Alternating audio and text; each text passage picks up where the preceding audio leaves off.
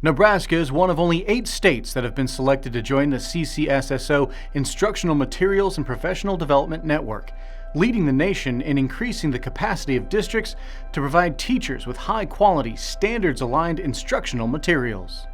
One of the districts in Nebraska committed to providing high-quality instructional material is Paxton.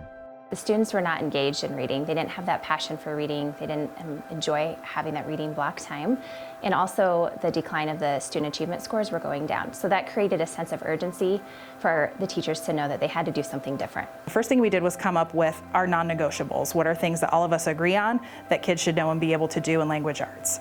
Then from there we moved on to looking at resources like Ed Reports and the Nebraska Materials Collaborative to find resources that were aligned to our standards already, so that we knew that they were resources we could trust. We chose EL Education, Language Arts, for K through 5 students because it provides all students with access to complex grade level text every day that they're in school.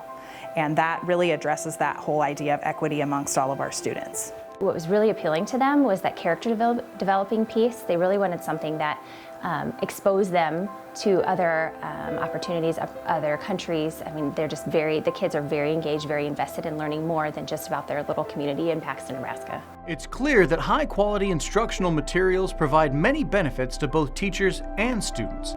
The improvements that we've seen is really they've taken charge of their own learning. I think that they've really become independent learners and they've become independent thinkers. And we have really worked on different habits of character, and so they're taking initiative. Students are not only learning to be good readers and writers, but also responsible citizens and to understand problems that other children have around the world and compare their situation and experiences to those of other children. They're so much more expressive. They use lots of challenging words with each other, and it's just fun to see them use that and apply it to everything that they do. The growth I've seen in my 4th grade students is they know how to cite sources, they know how to dissect poetry, which is a really hard subject. They've increased in their public speaking ability.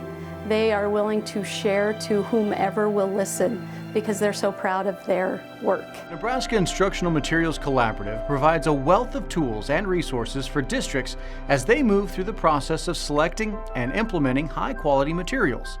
I think the biggest challenge that we've had so far is organizing all of our materials and making sure that we know what we're doing before we actually present the materials. And then also just making sure everybody is on the same page and the kids are not struggling anywhere. I think we're really good about that, but that was just one of the challenges because our program was so different last year than this year, so we had to really kind of focus on what kids really needed in order to be challenged in this new program.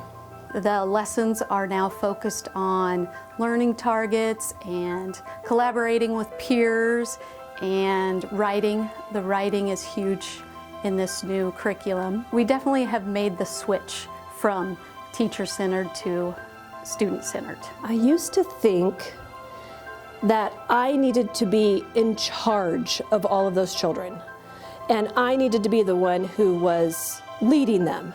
And now I think that we need to stop and listen to those kids and where they are, and we need to follow them and meet them right where they are.